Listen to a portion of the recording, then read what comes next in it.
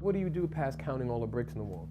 I done read every story that's been on the walls. I done looked at every crack. I stare at the paint so much I can see the paint strokes in it. I'm so bored in my bed that I just sit there and squeeze my body besides all the inanimated fantasies of murdering the CEO who's at my door every day harassing me.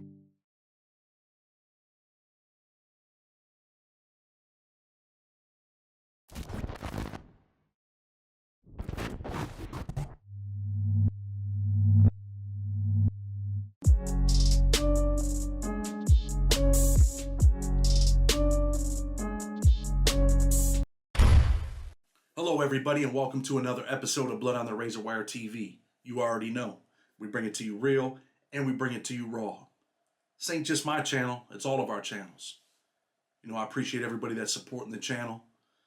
We need to push, though. We need to blow this thing up. So I'm asking you to share the video, asking you to like it, and I'm definitely asking you, make sure you leave a comment, because those comments matter. Tell me what's on your mind, what you're thinking about, what you want to see. And also, most of you probably know, man, I do everything I can for, prisoners and people in the struggle. So today, man, I'm promoting that Cashapp clothing line. Dude's pushing the mission. He's trying to do the right thing the right way, man. Check him out. Go online and check him out. I'm going to put his info in the description. Today, we're going to talk about what it's like to live in a cell. What is it like to go to the SHU, the Special Housing Unit? And I've commented on this. I don't know why they call it special.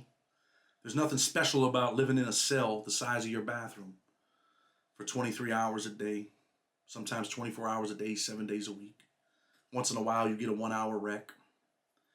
So we're going to talk about the SHU. We're going to talk a little bit maybe about the ADX, talk about the Communications Management Unit. We're going to talk about the SMOO program, the Special Management Unit, where a lot of people have lost their lives, where the Federal Bureau of Prisons decided to start casting people away, like Castaway. They put the most dangerous dudes there, and to me, sometimes I thought they put them there just to kill each other. And that's exactly what they did. They killed each other.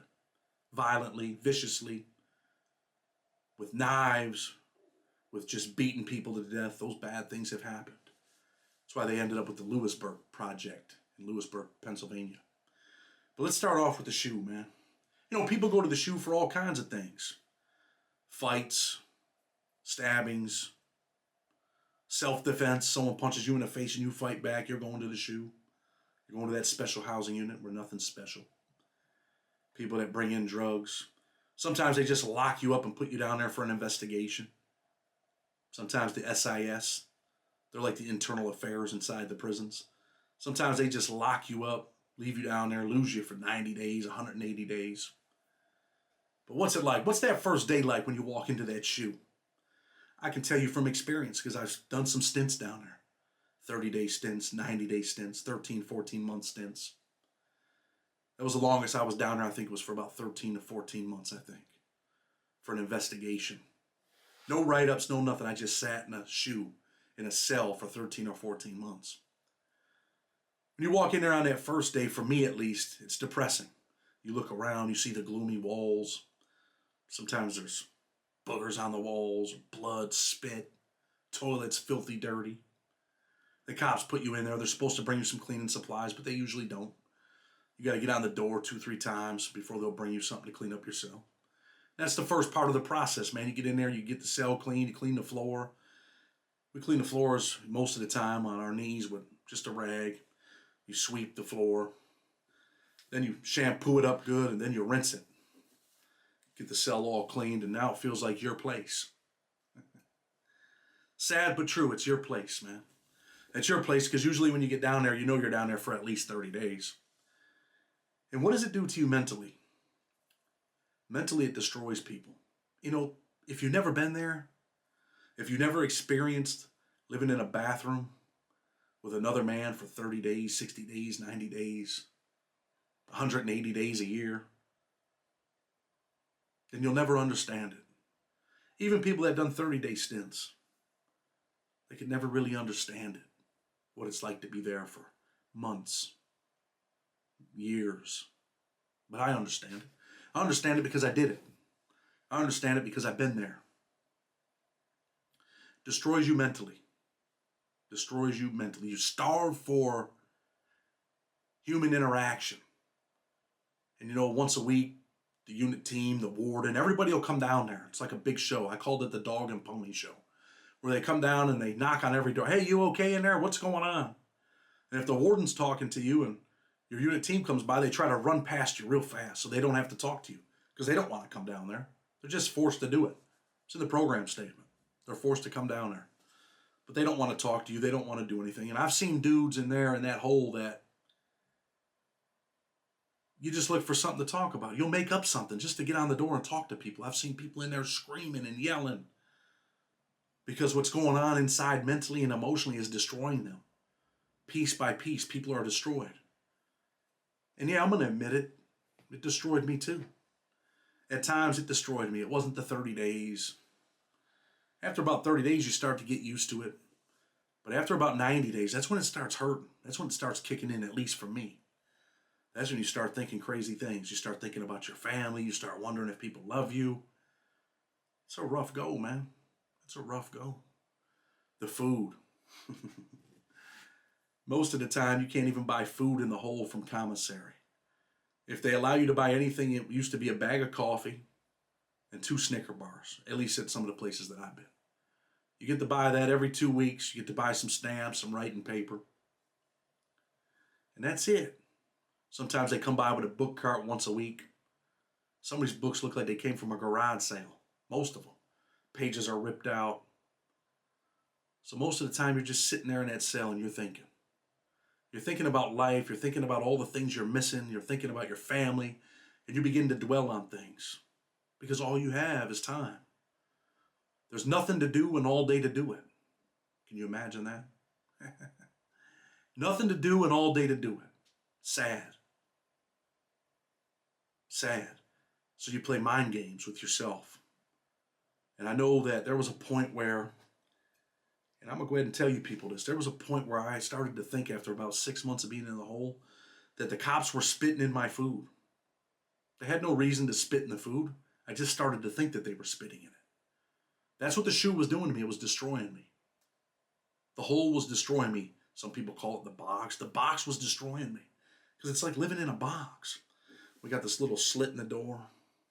You can see people. They bring the food. They open that little slot and they put the food in there. Some places have a shower in the cell. Some guys in the shoe take excessive showers, 3, 4 a day, because there's nothing else to do. Once in a while, you can rig up a pull-up bar with sheets. You actually braid sheets, you put water on them, and it just makes them so strong that nothing can break them. And you would tie it to the shower, and you do pull-ups in there. I've seen guys take mattresses, put them in net bags, and turn them into heavy bags, and tie them on that pull-up bar, and they had a punching bag. And you start to get a routine in there. You start to get your routine. And what is that routine? 5:30, 6 o'clock in the morning, they come in, the cops. They walk down the tier and they say, "Rec." Sometimes they say it so low that you can't hear it. And what that means is if you want to go to recreation, if you want to come out of that cell today for 1 hour and walk around in another cage where you can get some fresh air, and the cage is about as big as my little studio law office right here that I got, then you have to sign up. And the cops will keep it moving. They just walk right past you. They're hoping that you're laying down. Because when you go to rec, they have to come in, they have to cuff you up. They don't want to have to do that. They don't want to take you to rec. They want to do as least work as they possibly can. So they'll pass you right on by. They will deprive you of that 1 hour of freedom. Why would I even call that freedom? Am I crazy? I guess it is some sort of freedom, right? Some sort of freedom. So after you sign up for rec, they bring the food, you eat your breakfast. But also on the rec thing, the lights come on at 6 in the morning. They don't go off till 10:30, 11 o'clock at night. So you got this light just blaring on you, and these lights are like no lights you've ever seen before, unless you've been there, unless you experience it. It's like they glow off the paint on the walls. It's just a horrible way to live. So some guys put paper and stuff like that on their light. You put blankets on there, sheets, you rig up stuff, because you don't want that light blinding you all day long. You don't want to live like that. It's killing you inside. So if you have that stuff up, you're hit. And in some prisons, if they see you with a clothesline, because sometimes you got to, wash your own clothes in there. Your towel begins to stink so bad because you're in that enclosed environment that you got to hand wash it and you got to hang it to dry. If you don't, what happens? It continues to smell like mildew. Anyway, you eat your breakfast, then they come, they take you to rec, you come back, you eat your lunch, you lay back in your bed. Sometimes you might get up and pace for hours at a time in this little 8x10 cell, up and down, up and down. Sometimes you got a cellie. And that's another problem. Sometimes you piss your cellie off just because you live there. You didn't do anything wrong. You just start to be like, man, I don't like this dude for no reason. And dudes that have been in prison, I know you can relate to what I'm about to say, man, if you've been in the shoe. For some reason, man, whenever I had a cellie, man, if he was pissing in the toilet and I heard him pissing, it used to make me want to get up and just knock his ass out. For real. Because in the shoes that I've been, you can't even flush the toilet. You can't flush your toilet, man. The police come by, there's a button outside the door and they flush it. USP Lee was the first shoe that I was in federal prison. No, the second. But that was the first prison that I was in where you couldn't flush your toilet. Imagine that, living with another man. You can't flush your toilet, but he's got to take a shit. What do? It's horrible, man. You try to time it because you know when the cops are supposed to do their rounds. Every hour on the hour they come down. And when he's coming down, that's when you try to use the bathroom, quick. You tell him, flush the toilet. When he walks by. He gets to the end of the range, you're listening for his keys, you hear him dangling. He gets close again, hey, flush the toilet, cell 13. And you might get 2 flushes to try to save your cellie from having to live through that. I mean, that's the life that you live in prison, man. Then you get your dinner at night, you eat, and then that's when they usually pass out mail. Mail is another highlight in prison, man, in the shoe, in the hole. That's the highlight of your day, that they're going to come by and they're going to drop you off some mail, and you're waiting for it. A lot of dudes get on these pen pal lists, and they meet chicks while they're in the shoe, so they can just get mail. You're waiting like a little kid on Christmas. And sometimes, and for the dudes that are watching this and the chicks that are watching it, that've been in prison, when they walk past your cell and you don't get mail, it's like, damn, messed your day up. But that's what you're looking forward to tomorrow. You didn't get mail today, but man, tomorrow mail call, you're hoping that they slide something under that small slit of your cell door. Just hoping it's from a chick or from your mom or anything, a greeting card, a picture. That's the highlight of your day, so you're looking forward to it, man. That's what it's like living in the shoe. And, you know, how do we communicate in the shoe? If you got something in your cell and I want it, how do we do it? How do I get it? I mean, the cell's locked. You got a newspaper, I want to read it. Newspapers are a high commodity in the hole. So what we do is we make these things called cars, right? I've seen cars, man, made out of food tray lids. Those are the big ones. Those are the good ones, man. You just swing them under your door. You got a string tied to it. You put a hook on it. Some people put big paper clips on there. I might wing that over to your house. When I say your house, I mean your cell. I want you to hook the newspaper on there, tape it on there, whatever, tie it up. And I'm going to pull it back into my cell with my line. You know, in another episode, I'll make some stuff that they make in prison, man. Maybe we'll make a tattoo gun and we'll make some cars and show you guys what they look like and what people are really doing. And, you know, people pass all kinds of stuff like that. Commissary. Imagine this. You're hungry. Somebody's got a Snicker bar, but it won't fit under the door. It's too thick. They will smash that Snicker bar down, and they will slide it under the door, and you'll get it. You open it up, and you eat it. You got to eat it right off the plastic. I mean, this is the way that people are living. Like we're in a third world country. Prison is not a nice place. Prison will destroy you mentally and emotionally, sometimes physically. And when you're in the shoe, what happens if you got a medical emergency? What happens if your cellie's having a heart attack? Who's coming to get you? They got these call buttons. You can press the button. It's a panic button. 99% of the time, they don't answer it. They don't give a shit. They don't care if you live or die. They're going to come when they do rounds. And I've seen that. I've been in the hole where dudes were having a seizure. They call, screaming. Everybody will start banging, kicking the door. When everybody's kicking a steel door, let me tell you something. You think there's a riot going on. I mean, it's loud. Cops still don't come. Don't give a shit. Don't care if you live or die or live. They could care less. They'll see you when they come on their round. And there's been plenty of people that have died in the hole. And sometimes you're in the hole with some crazy dudes too. I've been in there with some dudes that get up 2, 3 in the morning and just start screaming at the top of their lungs. And you wake up and you're like, What is that? We had a guy when I was in Soldier Boy, when I was in Big Sandy in the hole over there, he'd get up and just start screaming. Martin, we had another guy named Martin do the same thing. Martin just get up and start screaming at 2, 3 in the morning. And what they would do is because the cops knew you couldn't sleep for a whole week. This guy would scream for a week, all hours of the night, just screaming. Throw feces all over the cell, all over himself, wouldn't eat his trays. I talk about Martin in the book, Blood on the Razor Wire. And what they would do is they would move Martin. Every Sunday night, they'd move him to another range so that the people on this range could get some sleep. The guys that lived in the 20 cells down here, you couldn't sleep for a week. But when they moved Martin, you were relieved. Thank God they moved Martin. Same thing with Soldier Boy. Thank God they moved him. And then someone else would have to endure that mental torture. Mental torture on a scale that would make purgatory look like child's play. This is the type of stuff that would make you want to pluck a chicken with your teeth. Literally, I mean that. From the bottom of my heart, I mean it. This is the life that you're living in prison, man. This is what it's like to live in that shoe. You start to think things. You start to wonder things. You start to wonder, man, if living is even worth living. And sometimes we got a big sentence. You're sitting in prison, man. What are you doing? Are you living just to die? You're not having any new experiences. You're experiencing the same thing every day, the same routine, the same food, the same wreck, the same argument with the same cop from yesterday. That's what you're experiencing. Talk about the SMU. Not the SHU, the SMU. The Special Management Unit. They started all this stuff when I was in Big Sandy, I want to say around 2008. I think the inception of the SMU was 2007 or 2008. They started shipping brothers off, man. Back then, you could stab someone and go to the hole and get out in 2 weeks and just lose your commissary. You know, back then, you could do whatever you wanted to do. I mean, there were no consequences. So the Bureau of Prisons said, man, we got all these guys. We got to put them in a special management unit. We got to do something with these guys because they're just dangerous. So let's take all the dangerous guys and send them over here and let them go to war. That's what I think they thought. So they started shipping these dudes off to Lewisburg, man. You didn't get a new charge. You just went to Lewisburg. You went to the SMU program where dudes were locked in, and they had phases and programs when you first got there. You really couldn't order any commissary. They sometimes put you in a cell with a dude you didn't even know.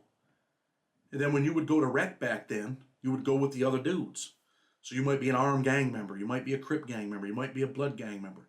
And you go in with your homies. Because this is where they sent all the undesirables.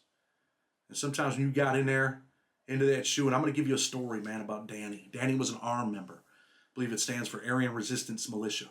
Pretty tough dude at Big Sandy. Did some stabbings. Did a whole bunch of things. And he ended up going to the SMU program. And when he got to the SMU program, some of the homeboys that he was with in Terre Haute seen him. I believe it was in Terre Haute. It might have been in Florence. It's in one of them places. Well, something happened with one of his homeboys outside the chow hall. They were attacked by the independents. The independents are guys that aren't in a gang. They're just independents. But they're all together, but they're not a gang. Yeah. So the independents, they usually jump on white gang members, right? Independent whites. They don't want white gang members around. They feel like they take advantage of them.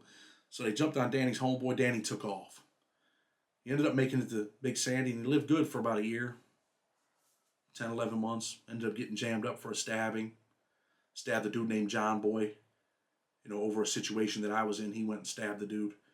And he went to the SMU program, and that's where the homies seen him. They said, yo, man, dude ain't no good, man. He ran on one of the homies. And what did they do? They reeled him in like a fish. They reeled him in like a fish. And they were plotting on him for 4 or 5 days. He came to wreck, and that's when they got him. They stabbed him, beat him, almost killed the dude, man. And this dude was a dangerous dude. 100% dangerous dude, no joke. Played no games. But he was outnumbered, outgunned. And why he took off at the other prison?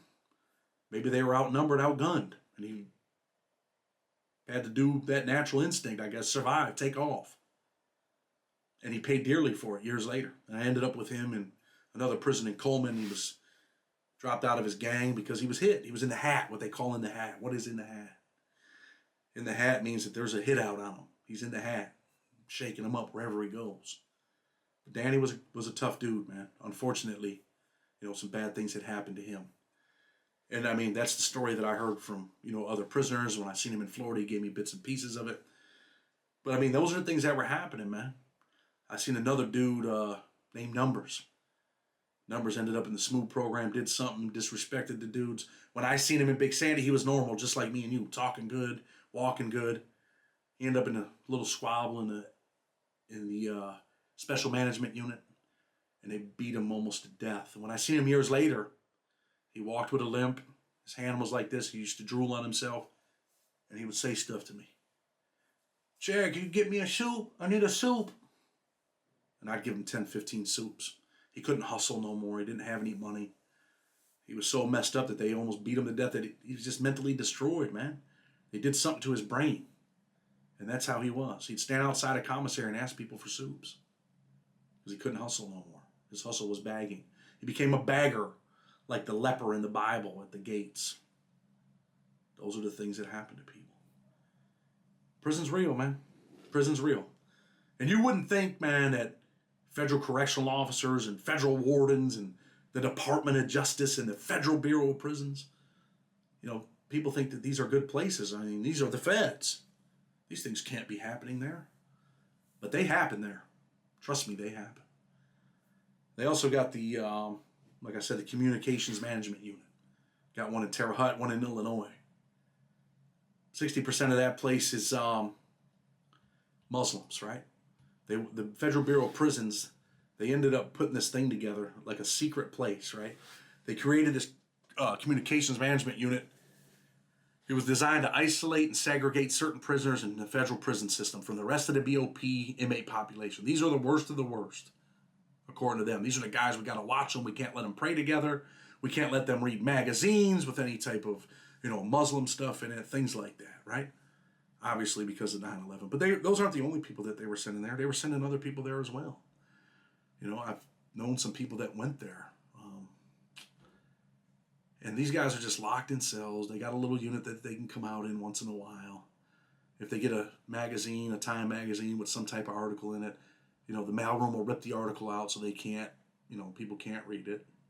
Really, man, it was an experiment in social isolation. That's what our federal government did, right? They made this place, and really prisoners were forbidden from any physical contact with their children, their family members, their wives. Anyone that visited them, there's no physical contact, man. You're just separated. Not allowed to embrace or say goodbye. Not allowed to kiss your girl like on a regular visit. Just an experiment of what it's like to lock you in a cell. What is it like to lock you in a cell? They give you a 15-minute phone call once a week. People were upset. There was some litigation about it. And, they started getting a little bit more time. I think first it was 15 minutes a month. And then they argued about it and they ended up being able to get a 15-minute call a week to their family. Would you ever want to be in a central monitoring unit? Locked away, can't hug your mom, can't hug your wife, can't kiss her, can't pick your son up, can't pick your daughter up. Can't even imagine what it's like to live like that, It's got to be tough living, right? Tough living. And that's why we talk about prison, man. That's why we talk about the criminal justice system. We want people to know what's going on. We want to save people if we can from having to endure the mental and emotional torture that you will endure if you step into a prison. I've seen guys that step in there with a year or two and they can't handle it. Can you even imagine what it's like to be sentenced to 40 years? I know what it's like. I was 24 years old, sentenced to 40 years, and in federal prison, 40 years, you do about 35, 36 years. And like I've said, man, I was blessed to get out because of Donald Trump's First Step Act. If it wasn't for him and that First Step Act, I'd still be sitting in prison. We wouldn't be doing videos. I'd still be writing the president begging for clemency. Like so many other brothers that are locked up in there, begging for clemency. Just begging for it, man. Begging for a second chance to be a father, to be a son. To be somebody, man. To breathe fresh air, free air. The air smells a little different on this side, man. I promise you. So that's what it's like to be locked up, won't let you out. Remember that song back in the day? Locked up, won't let you out. You don't want to be locked up. where they won't let you out. Being in prison is something much different than being locked in the SMU or the CMU or the SHU. Each step hurts just a little bit more, man. Each day that they give you locked in a cell away from people destroys you little by little. And sometimes people have spent so much time in there it completely destroys them. Destroy you to the point where there's nothing left. I don't want to see you live like that, man. I don't know you, but I care about you. I care about people, man. I don't want to see you tortured. I used to write my judge and tell him, man, I'm not being punished anymore. I'm being tortured. Because I was, man. Blood on the Razor Wire TV, man. Bringing it to you real. Bringing it to you raw. Hit that subscribe button. Hit the like button. Share it. Let's grow this channel together. It's our channel. It ain't my channel. It's our channel. Until tomorrow, we're out.